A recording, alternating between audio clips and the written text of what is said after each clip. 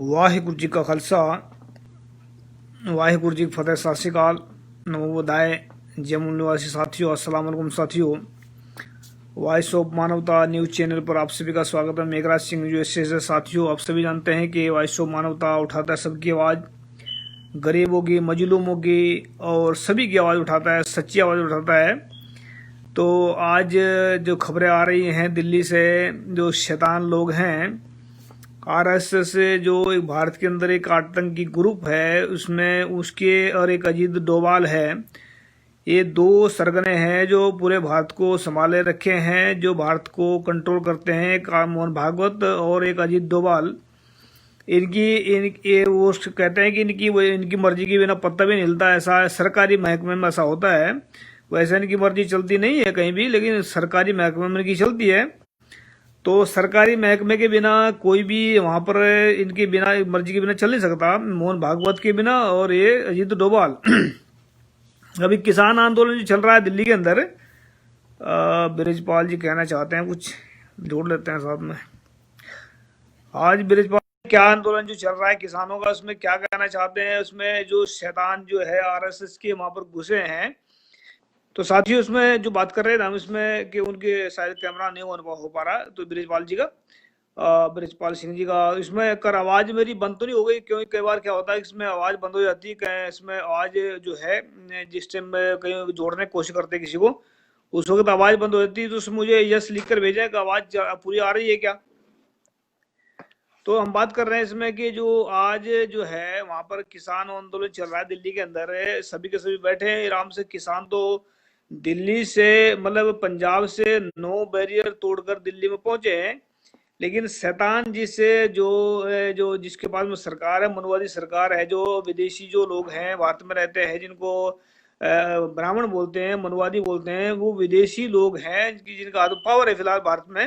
तो इसमें इन्होंने जो है वहां पर गुंडे भेजे हैं कुछ वहां फोटोग्राफी करने के लिए। वो आरएस, मुझे 100% में गारंटी के साथ में कह सकता हूँ इस बात को, कि वो कोई ने जरूर आरएसएस के ही गुंडे होंगे। और क्योंकि आरएसएस जो है प्लान करती है, वह जो नागपुर में बैठे बहुत सारे बंदे, इनके जो 40-45 हजार बंदे ऐसे गुंडे बैठे हैं नागपुर में, जो यही प्लान करते हैं कि कहाँ पर क्या करना है और किसको मारना है और किसके घर में आग लगानी है, और आग लगाने के बाद में क्या किसको बुझाने के लिए भेजना है, ये प्लान करते हैं बैठ करके वहां पर नागपुर में। तो इसमें जो है किसान जो है ना पूरे भारत में अपने हकों के लिए लड़ रहे हैं, किसी पे भीख तो नहीं मांग रहे हैं। और किसानों पर भीख में मांग मांग कर, लूट लूट कर को खा लिया किसानों को, और अभी इनको देने का नंबर आया तो दे नहीं रहे। तो ये किसानों का जो है ना, मतलब मुझे जहां तक अंदाजा है कि जो ये लोगों को भेजा गया, वो बताते हैं उनको ड्यूटी पर भेजा गया है, तो किसी ने भेजा उनको। अगर भेजा है तो मुझे ऐसा लग रहा है कि जो आरएसएस से जो एक आतंकी ग्रुप भारत के अंदर है, जो पूरा भारत में आतंकवाद फैलाता है, सबसे बड़ा मोहन भागवत जो आतंकवादी है, और इसका जो साथी अजीत डोभाल है वो भी इसका साथी है। तो ये दोनों की मर्जी के बिना वहां पर सरकारी काम तो आप समझदार है कि सरकारी जो जितने महकमे हैं उनके हाथ में है, क्योंकि ये इनके साथ में चल रहा है सारा कुछ। तो ये जो चल रहा है वहां पर है, जो आरएसएस के जो लोग घुसे थे उसमें आके, मैं ब्लेम इस करके सीधा कर रहा हूँ आरएसएस को, क्योंकि आरएसएस जो है ऐसे खेल करती है। किसी को कपड़े पहनाकर कहीं मुसलमानों बांट देते हैं, किसी के मुसलमान की मस्जिद में जाकर, या हिंदू मंदिर में तो खास करके इतने शैतान लोग हैं कि हिंदुओं के मंदिर में ये बुरके पहन करके मस्त धर देते हैं जाके। मतलब हिंदुओं के मंदिर में, जिनके जो उनके मंदिर इनके भी नहीं है, जो मंदिरों में ये बुरके पहन करके मुसलमानों को बदनाम करके वहां गाय का मांस रख देते हैं। ऐसे आरएसएस के ट्रेनिंग दी गई है कि तुमने ऐसा करना है। लेकिन हम पूरे भारत के जो किसान हैं हाथ जोड़कर उनको रिक्वेस्ट करते हैं कि वो अपने आंदोलन को जारी रखें, कि उनकी आवाज पूरे वर्ल्ड के अंदर जा रही है। बाहर का मीडिया उनको कवर कर रहा है, पूरे विदेश, मतलब जापान है, इंग्लैंड है, अमेरिका है, कनाडा है, हर एक जगह किसानों की आवाज जा रही है। तो किसानों की आवाज ऐसा नहीं है कि जो दिल्ली में बैठे हैं, जो नागपुर में बैठे हैं, जो शैतान है, वो सोच रहे होंगे कि किसानों को यहाँ दबा लेंगे, और लेकिन इनकी आवाज बाहर नहीं निकलने देंगे। भाई मिनटों सेकंडों में आवाज कहीं की कहीं जाती है। तो खास करके दिल्ली में जो बैठे किसान में मैं उनको सल्यूट करता हूँ कि इतने ठंड के होने के बावजूद भी वो एक आंदोलन कर रहे हैं, और एक इसका नाम एक फिल्मी एक्टर नहीं है, एक्टर क्या कह रहे हैं उसको, नाचने वाली है, कंगना, कंगना बोलते हैं उसको। वो लड़की जो है वो मतलब बुजुर्गों को बदनाम करने की कोशिश कर रही है। वो कहती है कि 100 रुपए देकर इन्हें लेकर आए हैं। पहले उसमें मुसलमानों को बदनाम करने की कोशिश की, जो शाहीन बाग की जो आंदोलन चल रहा था। अभी जो उसमें एक बुजुर्गों के साथ में फोटो लगा कर बोलती है कि 100 रुपए में आए हैं ये, मतलब मजदूर खरीद कर लाए। ऐसी बेहुदी जब जवान की लड़की है, मतलब जो खुद मतलब बिकने वाली है, वो कैसे, मतलब इसके बारे में क्या कहूँ मैं, कि गलत समझ ना निकल जाए मुंह से कोई। तो ऐसी ऐसी जो मतलब नचार नाचने वाली, 2-2 टके के ऊपर नाचने वाली लड़की, वो एक बुजुर्ग माँ के बारे में ऐसा बोले, तो कितनी खतरनाक बात हो सकती है। तो इसकी इनका जो प्लान चल रहा है, इस बात याद रखे इस बात को। मनुवादियों के जो प्लान है, भारत के अंदर जो लड़ाई है वो देखने को तो सबको ऐसे लग रही होगी कि सिखों के साथ में चल रही है, अम्बेडकर वादियों के साथ में चल रही है, और मुसलमानों के साथ चल रही है। मतलब सबके साथ में इनकी लड़ाई लड़ाई चल रही है मनुवादियों की। पर ये भारत में थोड़ा इसको अगर डीपली जाकर देखें, ध्यान से देखें, कि भारत में लड़ाई जो चल रही है, यहाँ पर सच्चाई और झूठ की लड़ाई चल रही है। याद रखें इस बात को, कि सच्चाई और झूठ की लड़ाई भारत में चल रही है। और सच्चे जो लोग हैं, जैसे गौतम बुद्ध थे, महात्मा फूले थे, या गुरु नानक साहब थे, या ये पेरियार, डॉक्टर अम्बेडकर है, या उससे पहले जो संत रविदास जी, संत कबीर दास जी, या जीसस हैं, इनकी लड़ाई जो है सच्चाई की लड़ाई थी। और सच्चाई के मार्ग पर ये चले हैं सभी के सभी। हम इनको सबको एक ही रास्ते के मुसाबिर मानते हैं, जो सच्चाई का रास्ता दिखाने वाले थे। क्योंकि गौतम बुद्ध से लेकर गुरु नानक साहब तक है, और मतलब जो संत, जो गुरु गोविंद सिंह जी तक है, उसके बाद में जो है ये जितने भी महापुरुष आए हैं, इन्होंने सबने लड़ाई लड़ी है झूठ के खिलाफ। अब झूठ जो है, अगर थोड़ा ध्यान से देखें कि झूठ का पुजारी कौन है, झूठ के पुजारी मनुवादी हैं। और मनुवादियों ने झूठ फैला दिया पूरे वर्ल्ड के अंदर है, और इतना फैला दिया कि वर्ल्ड भी दंग हो गया। मतलब इनकी बात हो जाए, कई बार सोचता है कि ये झूठ का इतना कैसे बोल सकते हैं झूठ। वो तो ऐसा सोचते हैं कि इतना झूठ हो ही नहीं सकता, कि मोदी सुबह से लेकर शाम तक, हमारे संत स्वामी जो है, क्या नाम है, त्रिपटानंद जी, वो कहते हैं आरएसएस मुंह में जो है सुबह से झूठ का ही कुल्ला करती है, और झूठ की रोटी खाती है, झूठ का ही करती है। तो हम बात कर रहे हैं कि किसानों के आंदोलन को ये कैसे करेंगे।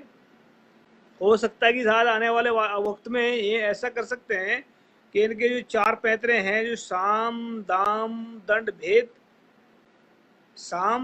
दंड भेद की नीति से, ये इसमें शायद किसानों के आंदोलन में घुसेंगे। लेकिन ये इनका 5000 साल का इतिहास रहा है। अरे जो हमारे जो सिखों की जो है, सिखों को दुश्मनी है, कोई आज से नई बात नहीं है। कि जो किसान आंदोलन चल रहा है, तो ये तो खैर एक अलग बात है। किसान आंदोलन का जो चल रहा है, ये भारत के, जिनको शूद्र कहते हैं, शूद्र जो भारत के महाराजा राजे थे पहले कभी, जिस वो है SC SC OBC के लोग आते हैं, सभी के सभी ये राजे महाराजे थे कभी। इनको भिखारी बना के छोड़ दिया। अभी भिखारी बनाने के चक्कर में किसानों को लगा कि किसान जो है, किसान के साथ में केवल एक अगर किसानों को जमीन से इनको अलग कर देते हैं, तो उससे किसानों का भी, जो मजदूर हैं, जो जिनको छोटे तबके के बोलते हैं, उनको भी नुकसान पहुंचेगा, मजदूर इनको पहुंचेगा। तो ऐसा ऐसा चल रहा है। तो किसानों को ये नोटबंदी से परेशान नहीं हुए। किसान जो है ना, अगर किसानों को कब्जे में कर लेते, तो पूरे भारत को कब्जे में कर सकते हैं। तो किसानों का ये आंदोलन जो है, इसको बदनाम करने के लिए चार पैतरे इस्तेमाल कर सकते हैं, जैसे कि साम दाम दंड भेद। और साम का मतलब समझाना हो, दंड का मतलब साम, दाम दाम का मतलब खरीदना होता है, और भेद का मतलब होता है, जैसे आरएसएस के गुंडे आए थे बीच में घुसने के लिए। आरएसएस के गुंडे जो है वहां फोटोग्राफी करने के लिए आए अंदर, अभी वहां पकड़ गए। तो सबके सबके जो पुलिस वाले भी आए, तो वहां से उसमें ऐसा लग रहा था, मैंने वीडियो देखा है भी, कि पुलिस वाले भी उनके साथ मिले हुए हैं। जो गुंडे आए थे वो पुलिस वाले भी मिले हुए हैं। तो मेरी सब पूरे भारतवासी को रिक्वेस्ट है, चाहे कोई मजदूर है, या कोई किसान है, या जो मर्जी गए, कोई सरकारी नौकर भी है, तो जितने भी आरएसएस के दफ्तर हैं, चाहे भारत के अंदर, पूरे भारत के अंदर, वहाँ उनके बाहर बैठ कर धरने दें। और धरने दे, जब तक वो बंद ना हो जाए दफ्तर, तब तक वहां धरने देते रहे, ताकि अगर ये किसान और आंदोलन काम करना, कामयाब करना चाहते हैं, तो पूरे भारत के जो जो आरएसएस के दफ्तर हैं, इनको या तो बंद करवा दें, या फिर उनको उनके बाहर बैठ कर धरने दे ताकि वहां पर कोई ऐसी कार्रवाई न कर सके। तो मैं रिक्वेस्ट करता हूं जो सभी किसानों से, अगर ऐसा होता है, अगर बाई चांस किसानों के उसमें अगर घुसपैठ करके ये लोग जो है उसको बदनाम करने की कोशिश करते हैं, तो सबसे पहले रिपोर्ट जो है मोहन भागवत के ऊपर और एक अजीत डोभाल है, इनके दो के ऊपर कार्रवाई होनी चाहिए। इनके दोनों के अगर सरगने ये कब्जे में आते हैं तो ये सारा सिस्टम कब्जे में आ सकता है।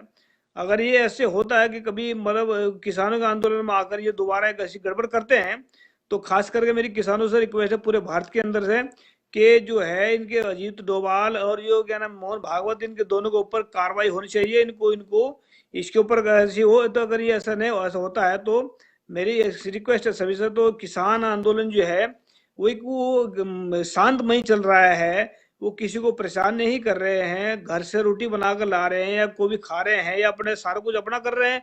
तो इसमें किसान आंदोलन को बदनाम करने के लिए शैतान लोग जो है शरारत कर रहे हैं। ये आरएसएस की कोई नई बात नहीं है। इन्होंने जो शाहीन बाग का आंदोलन था उसको भी बदनाम करने की कोशिश की है और आने वाले वक्त में बहुत कुछ करेंगे। लेकिन मैं सिखों से रिक्वेस्ट करता हूँ, इनका हमारी दुश्मनी की साथ में 500 साल से चली आ रही है। जब से गुरु नानक साहब का जन्म हुआ है तब से लेकर आज तक लगातार चल रही है।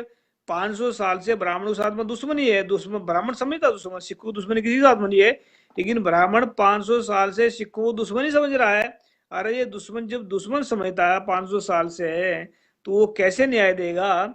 न्याय की कुर्सी पर तो अन्याय करने वाले बैठ गए हैं और जो प्रधानमंत्री की कुर्सी पर बेऔलाद बैठ गए हैं और मुख्यमंत्री कुर्सी पर जो गुंडे बैठ गए हैं। तो ये गुंडे जो बेऔलाद हैं, जो न्याय अन्याय करने वाले लोग हैं, उनसे न्याय की मांग करनी बहुत मतलब मेरे ख्याल से गलत होगी।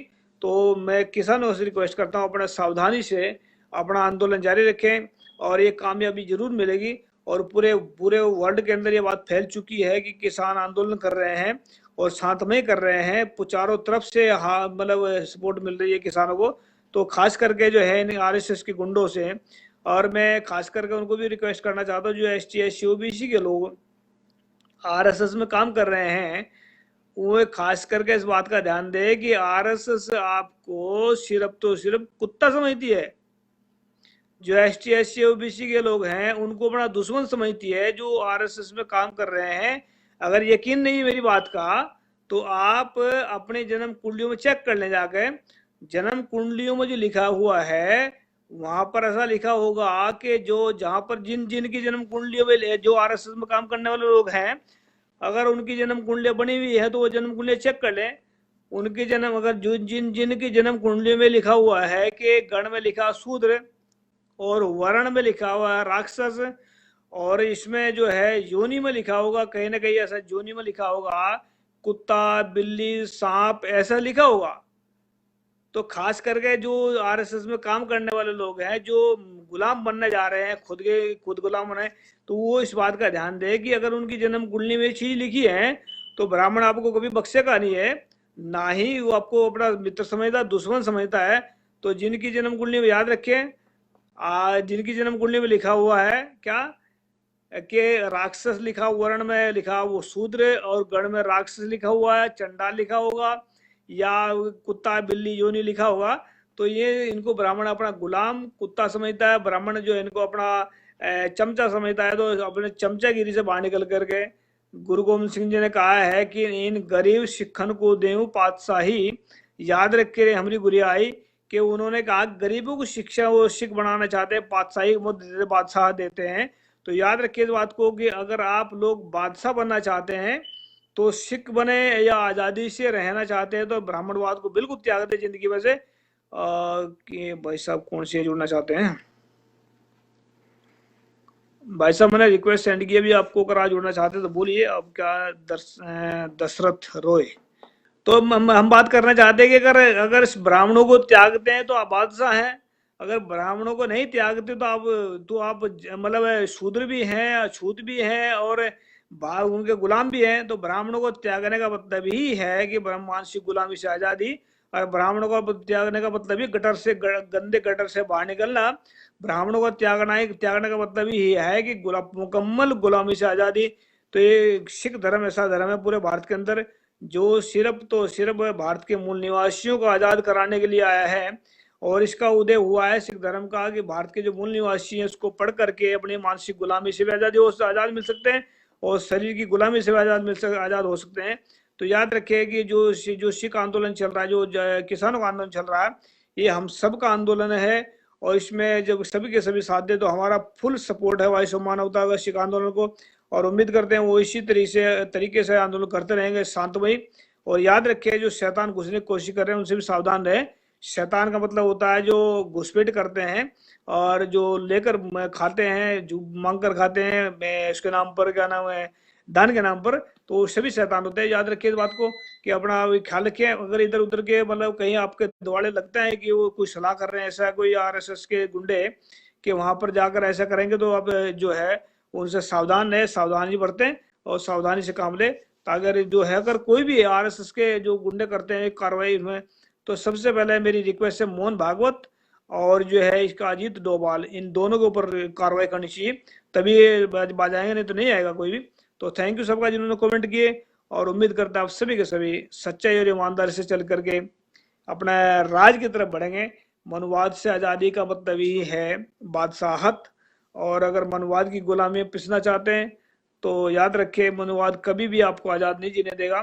और ये मनुवाद का उखाड़ना ही यहाँ से भारत की आज़ादी होगी और एक दिन उखड़ेगा, इनका टाइम नज़दीक ही है। तो थैंक यू सबका, सत श्री अकाल, वाहिगुरु जी का खालसा वाहिगुरु जी की फतेह। याद रखिए किसान आंदोलन अपने बाप को संभाले और इसमें जो शैतान और सावधान रहे। थैंक यू सबका, सत श्री अकाल, वाहिगुरु जी का खालसा वाहिगुरु जी की फतेह।